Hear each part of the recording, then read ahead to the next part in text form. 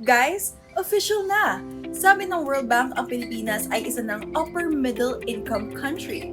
Bye-bye na tayo sa pagiging lower middle income na naging status natin since 1989. Grabing tagal din, di ba? Umabot ng lagpas 3 dekada, mga 37 years tayong na-stock doon bago tayo nakagraduate ngayong 2026. Ano nga ba ang ibig sabihin nito sa layman's terms? Simple lang. Noong 2025, ang gross national income o GNI per capita ng bansa ay pumalo sa $4,850. Lampas na ito sa $4,636 threshold ng World Bank. Kung hahatiin sa bawat Pilipino, ang average na kinikita ng bansa kada tao ay mas mataas na kumpara dati. Pero hindi naging madali ang biyahe nito. Ang dami nating missed targets. Dapat noong 2020 pa natin ito nakuha. Pero biglang nagka-COVID pandemic, kaya na-delay. Tapos itong mga nakaraang taon, muntik na naman dahil sa global inflation at mga domestic shocks.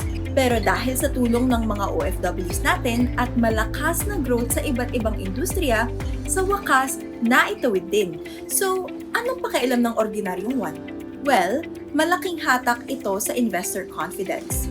Ibig sabihin, mas maraming foreign companies ang magtitiwala na magtayo ng negosyo rito na magdadala ng mas marami at mas dekalidad na trabaho para sa atin.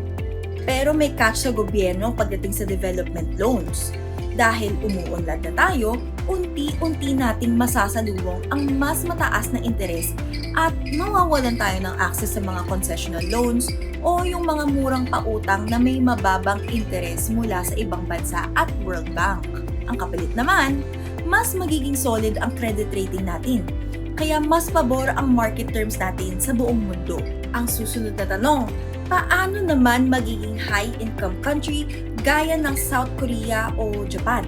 Para marating yan, kailangan umabot ang bansa sa GNI per capita na lagpas $14,375. Ang target ng gobyerno sa ilalim ng kanilang long-term vision ay makuha ito by 2040. Achievable ba? Kayang-kaya, pero mahabang laban ito. Hindi sapat na tumaas ang average income. Kailangan nating ayusin ang income inequality para ramdam ng lahat at hindi lang ng iilan. Kailangan natin ng tuloy-tuloy na structural reforms, mas matinding suporta sa edukasyon, teknolohiya, at pati na rin sa agrikultura. Proud milestone ito para sa Pilipinas, pero simula pa lang ito ng totoong pag-unlad. Ano sa tingin nyo? Ramdam nyo ba ang pagbabago? Comment below.